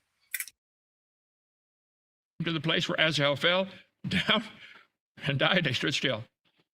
I said, let's stop. David's nephew got killed. Let's just quit this fighting. How many of you ever had an argument and you realize this is dumb? We should stop arguing about this. Yeah, that's why I don't talk to anyone about religion. This is dumb. Kids were they had competition. Who could argue over the dumbest thing? Yeah, and I'm sure it all wound up being about the Bible. Parents understand what I'm talking about. I was at the chiropractor one time. I had my 3 kids with me. They were like 7, 8, and 9. They're all a year and 2 weeks apart. It's called family planning. And no, it's called You Wouldn't Get Off Joe. As soon as she was cleared to fuck again, it was like, I'm the man. Lay down, bitch. The chiropractor had me lay down on this table, and he put these bags of hot rocks on my back to loosen up the muscles, because I broke my back once and I've had whiplash twice, and I slide on it all the time. Backsliding, that hurts it. But there was an extra bag. Oh, thinly veiled political joke that wound up being an admission. Way to go, Kent. A rock sitting there, and the kids began arguing over who gets to hold the bag of rocks. I kid you not. Justin, your boys argue over the dumbest thing, don't they? They just were. He got them all laying down. Anyway, he said, spit him onto the 5th rib. The 5th rib is the closest to the left ventricle of the heart. This is the largest and most vital pumping chamber of the heart, responsible for pumping blood to the body, including the heart. The heart gets its blood from that left ventricle. Yeah, Kent. That's how systems work. It's the main pumping station. Hey, you want to know something crazy? Once a jet engine gets started, the initial spark comes from the battery, but once it's going, actually, you don't even need a spark to continue. That's a fun thing. Flame keeps itself going. It's even cooler, man. Simply saying Joab stabbed. And no, I don't know where I was going with that, because in the middle of talking about it, I'm like, wait a minute, no, they don't run the sparks constantly, so I had to try to, make the analogy a little less dumb, and I failed miserably. But see, unlike Kent, I will acknowledge when my jokes and analogies and little chances to tism out on things fail miserably. Jet engines are fucking awesome, though. And ironically, in my science fiction story, I've actually gone backwards to more conventional propulsion methods for aircraft and the like, to leave the special stuff even more special. Abner in the heart. In all the texts mentioned, it seems that possibly the inspired writer was indicating that all of these stabbings were calculated to inflict an immediate and irremediable fatal wound. You stab him in the right spot, he's not coming back. Under the 5th rib, right there, you get the left ventricle, and you die very rapidly. Would you like to demonstrate, Kent? 5th rib, found in the Bible. Four different verses mention this. Must be important. So Joab and Asahel pursued after Abner, and the sun went down when they were come to the hill. Hey, audience, y'all still alive out there? Chats have decreased rapidly, and I think some of you have passed out and are hopefully still alive, but I kind of am concerned that this was too much Hovind. Are you okay? Please let me know with messages and try to cheer up all of us, because man, this has been a depressing episode. I brought up some dark stuff. Amah, that lieth before Giah in the way of the wilderness of Gibeon. And the children of Benjamin gathered themselves together and became one troop and stood on top of a hill. Then Abner called to Joab, these are the two generals, shall the sword devour forever? Knowest thou not that it will be bitterness in the latter end? How long shall it be ere thou bid the people return from following their brothers? Finally, the two generals said, can we stop fighting? How many of you married folks know what I'm talking about? Sometimes you guys say, can we stop now? And Joab said, oh, what's wrong, Kent? Upset that your wife proved you wrong again? as God liveth, unless thou hadst spoken, surely then in the morning the people... Yeah, Tigray, seriously, this whole stream has been an absolute clusterfuck. He has gone from David to all kinds of bullshit. I can't follow it. Laura can't follow it, and she should be able to draw out of anybody in our community the connections. It is insane where this fucker goes on every one of these, and that explains why he's in his 10th fucking video about David. Had gone up, everyone from following his brother. So Joab blew a trumpet, and all the people stood still and pursued Israel no more. Neither fought they any more. Let's just quit. And oh, we're going to quit? Good. and his men walked all that night through the plain and passed over Jordan and went through Bithron and came to Mahanaim. And Joab returned from following Abner. When he had gathered all the people together, there lacked of David's servants 19 men in Asahel. He lost 20 men in this battle. But the servants of David had smitten Benjamin and Abner's men, 300 men. A score is 20. You know, Abe Lincoln, 4 7 years.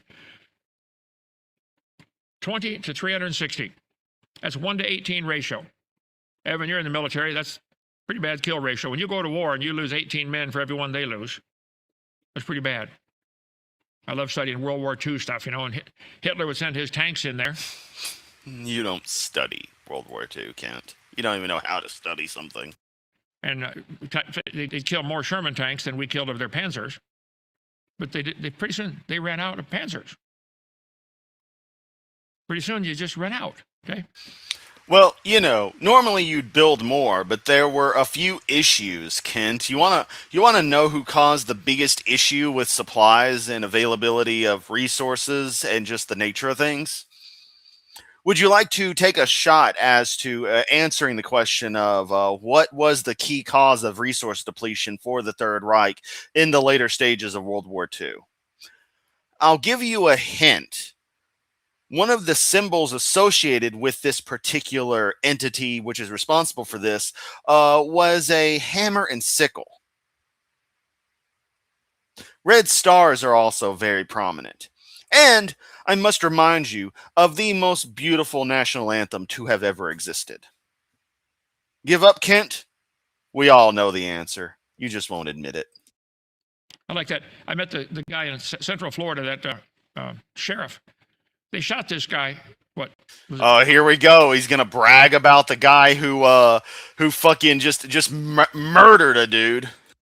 60 times, I think it was. Isn't that a little excessive, Kent? You know, something funny I saw in a short video. The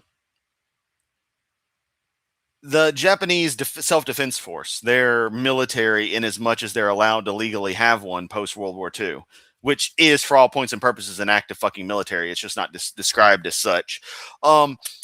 In training, they have to account for every single round fired. So when they're doing weapons training, they have guys with nets right up to the ejectors of the weapons, catching every single cartridge casing so that they can be accounted for. It's like, yeah, I fired 36 rounds in training. Here's the 36 cases.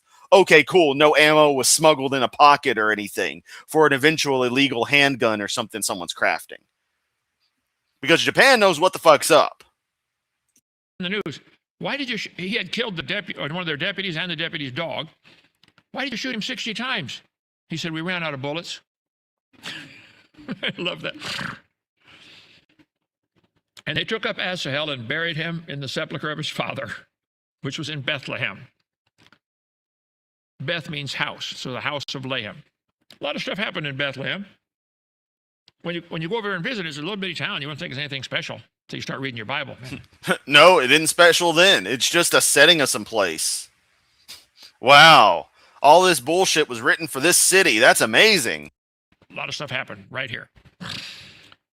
And Joab and his men went all night, and they came to Hebron at the break of day. There was a long war in the house of Saul and the house of David, and longer and stronger. You've heard of the Hatfield and McCoys. Now, get ready for the battle of the houses of... you know what? Fuck, the joke's over. I don't have the energy for these jokes anymore. And the house of Saul waxed weaker and weaker. And unto David were sons born in Hebron. His firstborn, Amnon of Ahinoam the Jezreelitess. The second, Kileab. The third, Absalom, who later tried to betray his dad. The fourth, Adonijah. The fifth, Shephatiah. Adonijah? I barely know you. Now, see, Kent, that's a joke that was funny. It's buried into the ground. Anything that rhymes with that, pulling barely know ya or barely know her or anything like that. But you know what? It's still funny because it's completely unexpected. No one expected me to make that joke right there. The sixth, Ithream. These were born to David in Hebron. And it came to pass, while there was war between the house of Saul and the house of David, Abner made himself strong for the house of Saul. So Abner he was kind of this narcissist guy. He wants to be in charge. Favorite character, aren't they, Kent? I'm gonna show the king who's boss around here. And Saul had a concubine whose name was Rizpah. And Ishbosheth said to Abner, "Wherefore hast thou gone into my father's concubine?" Apparently the Zennial concept is my piece of evidence that the generation concepts actually are completely stupid, at least in the way for the past 10 years people have been posting them. Like this one dumbass on Twitter who had an image that was just like straight up like blah, blah, blah to 1979, Gen X, 1980 to da-da-da, millennial. And it's like, look, there's going to be absolutely no difference between somebody born in December 31st, 1979 and someone born January 1st, 1980. They're not going to turn out to be completely different people. The generations are always are a blend. There's a general tendency with certain age ranges. Generally, the offspring of a group are going to be different from that group in some notable way, especially as situations change. But the solid, rigid classifications people love to go for are ridiculous. And while I don't like the fact that Zennial is another attempt to rigidly classify these things, conceptually it does well, and I most certainly fit into that. They would be millennials who share more traits in common with Generation X because they were heavily influenced by Gen Xers. In my case, it's the fact that my mom was very young when she had me. And so I was brought up, especially, you got to remember, when I was 5, my mom was 23. So I'm going into kindergarten, my mom's only 23. So she's still barely, not a teenager anymore in behaviors. And really kind of never grew up her own damn self. She's still an overgrown child in a lot of ways, but that's another story. Part of the shit I don't like about her. But, so I got brought up with a heavy load of late teen, early 20s energy with music, with media, with stuff, as opposed to someone whose parents, a lot of my peers whose parents would have been more into the late 20s, early 30s when they were born. So it creates an interesting situation where I was heavily exposed to more Gen X culture than other stuff. So I am more of a blend, much like Zumi and the like would be, having been born when they would have been, to where there's some of the intergenerational stuff naturally happening there. So I kind of got I don't know, just I kind of made up for me being born a few years later than I was with how I behave, I guess. But yeah, the thing that kills me though is that people act like younger people liking older stuff is so weird, and it's like, no. Here's the thing: who, when you're growing up, do you look up to? Your older peers, the kids in grades higher than yours. If you're in 3rd grade and the 5th graders are doing something, holy shit, you've got to be doing what the 5th graders are doing. You got to be into what they like. You're in 6th grade, holy shit, it's the 8th graders. I'm going based on how the grades were divided here when I was, growing up. And in school in Shelby County school system. 9th grade, holy shit, what are the seniors into? Dude, corn, hell yeah, I'm in on that shit. That's the nature of it. We always want to be like those older, more mature than us, because they're the cooler ones. So there's a natural trend towards the earliest from one generation group to behave like the previous ones. Like the earliest Gen Z behave a lot more like late millennials because it's a gradient of classification that is just broadly speaking conceptually. And I say the ratings are too big. It really should be a 10 to 15 year period at most. And also, it actually depends on the relation of like how old was the person when they had kids? What's the age separation there is really how the generational thing works. I forgot we were all talking about Hovind. We were on a Hovind stream, and I just went on about monologuing about the generation stuff and how stupid I think it is, people's obsession with it over the past 10 years. But like everything, it's a fuck that involves life. It's a fucking gradient, and there's going to be commonalities because of the nature of the culture they were brought up in. You know, a 7-year-old and a 14-year-old both exposed to the culture of 1986. It's going to have an impact on them, but they might not be seen as quite the same generation. It depends. But analytically, not the same generation, but in all function, they are. It depends. It's all about what culture you're exposed to, which heavily depends on the age of your parents and what they're into and how they behave. So it's more than just a random ass number, which is why to that tweet I responded to, or I mentioned earlier, where the woman has like the strict dates done, and I still have the image archived somewhere. I responded to it: "Humans aren't cars, dumbass." And again, the fact that a model December 31st, 1979 human is not going to be any different from one born January 1st, 1980. But on her chart, one's a Gen X and one's a millennial, and oh my God, they have to be different. Which was also funny shit when Gen Zers and the Tide Pods and shit were being, it's like, the damn millennials. And it's like, that doesn't mean kids born at the millennium. It's a reference. The millennial is Gen Y. We just didn't stick to the term. We didn't take to it, apparently.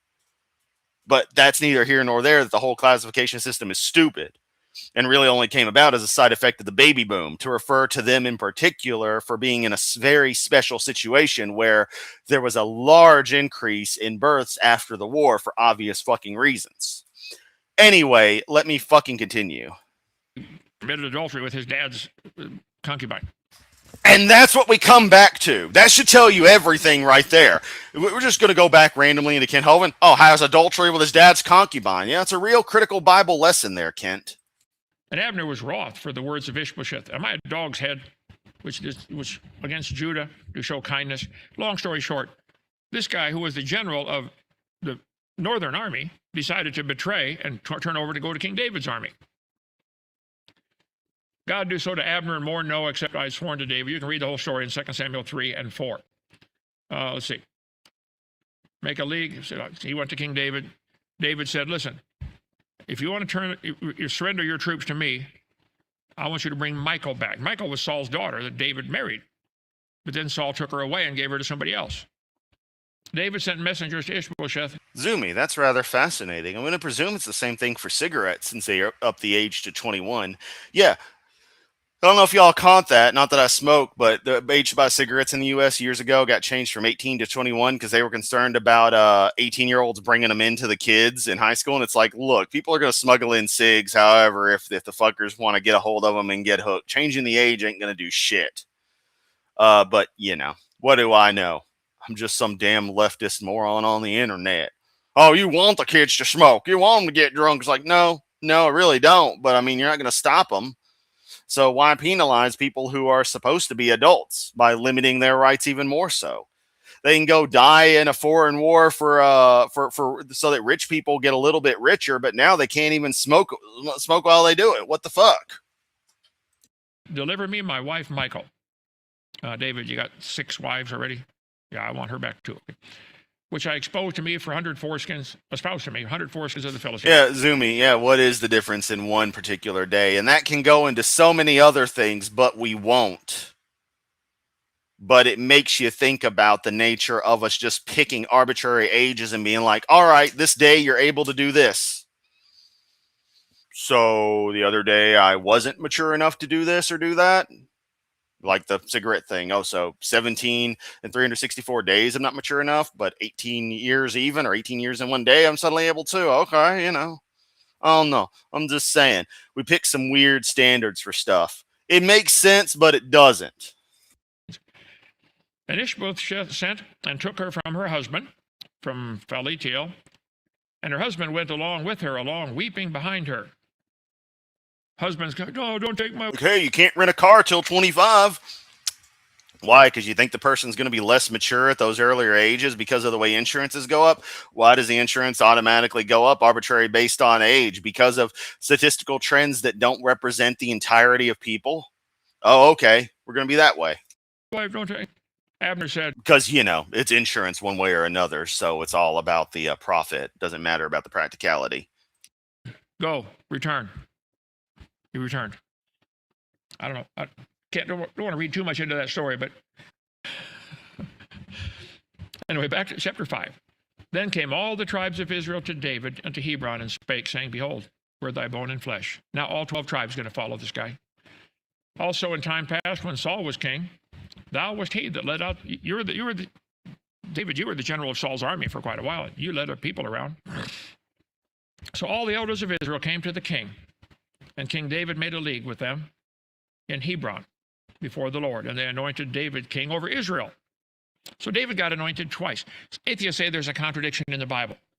One guy got anointed when he was 22 years old. God, here we go. Hovind defending the contradictions. By the way, didn't I bring up contradictions earlier? Amazing. How could I possibly have predicted that? I mean, I didn't say he would bring up one, but it's so convenient that I mentioned them earlier, and then he actually brings up, oh, they say there's contradictions. No, biblical scholars can't say there's contradictions. To be king. Then it says another chapter, another verse, he got anointed when he was 42. Read it carefully. He was anointed king with his mother. She was queen. He was only like 14 years old or something. So he was king, but he's a little kid. That's not how any of that works, Kent. It's not how it worked. Period. 20 years later, he's anointed king again by himself. It's not a contradiction. I covered that on video 7. Okay. Why wouldn't they have just done it when he reached a proper age of maturity, age of accountability, or otherwise the age that would determine such? Secondly, wouldn't he at 14 already been, as far as things are concerned, a man, so he could have been king regardless? Last I checked, that's kind of how it went in that culture. David's timeline. Here we are. David, about 37 years old, becomes king over the whole nation. He's king for 33 years. Over all Israel, total of 40 years. Solomon, his son, was king for 40 years. David, what an amazing, this guy, I love studying King David. He just said, Lord, I want to try to follow you. Show me, Lord, please. He inquired of the Lord. Man, if I can get people to do anything. Must not have been a very good student of it, because it took you 10 fucking videos, and there's probably still going to be more coming. Also, you really need to stop slamming that laptop like that. In life, would you please ask God if he's happy with what you're doing? God, what do I do? What do I do? Inquire of the Lord. That's what I'd like you to get out of this message today. King David, he knew how to ask God, God, would you please guide me? Just show me, Lord. Show me. I don't know how he may speak to you all kinds of different ways, Like the guy said, that ball was getting bigger and bigger, and then it hit me. Maybe that's how God will get your attention. If people don't laugh, then Hovind's going to whip you. I don't know. But do you want God to tell you what to do? If you don't, I can't help you, okay? But if you want God to tell you, just keep asking, asking, asking. Let's pray. Heavenly Father, would you please guide somebody today to want to be in your will, and then speak to them somehow. My dreams are have a rock star helmet. I don't know, Lord, just do something. Lord, I want your will for my life, Father, please. Help us stay right smack in the middle of it when you do show it. Lord, there's probably some people listening that have never been saved. They've never asked you to be their Savior, come in their heart, so you can lead them from the inside. Lord, I pray that you'll get them just right now. Pray and receive you into their heart as their Savior. God, this sucks. Come and just say a simple prayer. Lord, I'm a sinner, but you died for me. Please forgive me and save me. Come into my heart right now. I receive you. Lord, thank you for letting me make salvation so simple. And Lord, if there's some here, you've called them to do a ministry. Kent, that was really, really gay, wanting people to come in your heart. I mean, if you're into body fucking, okay, sure you can find some of that shit on Rule 34, but come on, dude. called them to be a missionary or something, start a ministry or do something, and they haven't done it. Lord, I pray that you get their attention by whatever means necessary to get them busy serving you in the middle of your will. Help us to follow you. Lord, we got tough times coming on this planet. Help us to follow you through these tough times. In Jesus' name, amen. Amen. Thank you so much. Piss off, Hovind. See you tomorrow night. Bye. Is that it? Oh, I could have ended when he was still in the middle of his stupid prayer, and it wouldn't have mattered. Okay, there we go. Holy fuck, that was an ordeal. I am so very fucking tired of this man, and yet I must continue covering this crap because with AJ still taking care of his own more important business, I am one of the key ones following this Claude, in spite of everyone else's, well, say everyone else's, in spite of certain other people's bullshit. Remember, won't be at the ARC protest because it's run by a bunch of assholes. So there you go for that one. If you want to know the details and you don't already, just send me a message. That being said, hope you choke, Trump. Hope you and your friends are really loving the mosquito weather for your stupid, guy battle gay show thing that's happening. Just keep on turning the White House into goddamn trailer park. Rebuild the goddamn East Wing. Put Jackie's Rose Garden back in. You fucking monster. And then do the United States a favor and disappear and never come back. Never just cease to be. It'll be wonderful when the nightmare is over. And I take extreme solace in knowing that, given how your health is going, Trump, you will not be around for your 81st birthday. Clock is ticking, old man. Nature's going to take its course. I, for one, will celebrate because he's a fucking monster. Kent is a fucking monster. All of these, whether they're serving evangelical ends or are actually evangelical monsters in and of themselves, are just pure evil. And the world can't be rid of them soon enough. It's not a call for violence. That's just a hope that nature takes its course, as it inevitably will, and that no one will take their place. That's that, I should say. Anyway, much love to the audience as always. Catch everyone next time.